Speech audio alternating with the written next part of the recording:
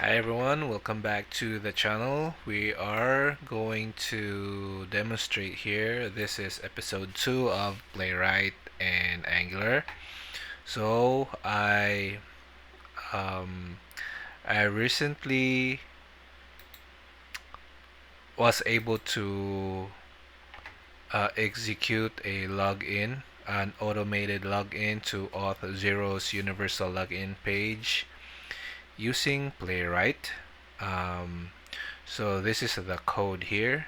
Um, so this one here before each, so it will go to the base URL of our app, and then after that we have a code here to check if it can find an H1, and if the H1 the content of H1 is testing playwright.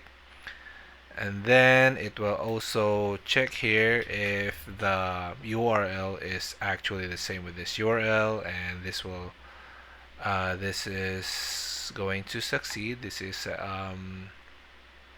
true. And then it's going to click a button here because we have a button in our here that's going to log in. For Auth0, it's going to log in, and then it's going to redirect to Auth0's universal login page. So it's going to click this button, and then it's going to wait for that URL. It will check for this auth0.com if that exists, and if it exists, then it's going to check if the URL contains auth0.com. So this will also succeed. Then we have the username and password here, and for now I just changed this to XXX, or I'm masking this because yeah, this is an actual email and password. And then we're going to fill up the email and password of the universal login page. So we're going to use the username. Actually, this is an email. It's supposed to be an email here. And then the password is going to fill to that field, the email and the password input field. Then we're going to click, so Playwright is going to click the button submit, and then after the submission it's going to go to the callback URL, which is the localhost 4200. And then it's going to locate a button which has a text logout, and then it will check if this is visible, because our code here is that if the authentication succeeded, then we have an authenticated user, and when there's an authenticated user we're going to show this logout, and then this one here will also be hidden. If yeah, this one here, if this is not authenticated, it will display this template here, and if it's authenticated it's going to display this, and this won't show up. So that is the code, and that is to test. This is the playwright test.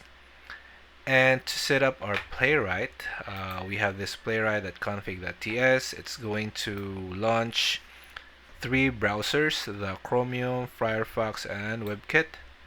And this is the command npm start. It will use the port 4200, and this is the timeout, and then the test directory is this test, which is this one here, and then the test result will be we'll put here. I'm not familiar with what this one yet, so yeah, that's the setup.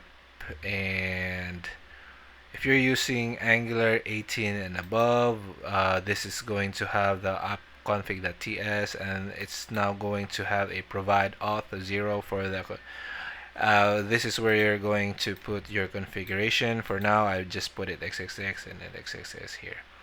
Right. So I'm going to pause the video and then we'll put the actual values for this, and then also actual value for the username and password, and then I'm going to show you that this is working.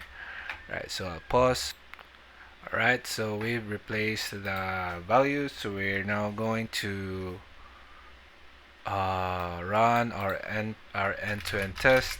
Run and test e2e,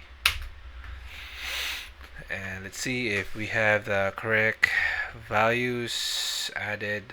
So it's going to launch the three browser, Firefox, Chromium, and WebKit.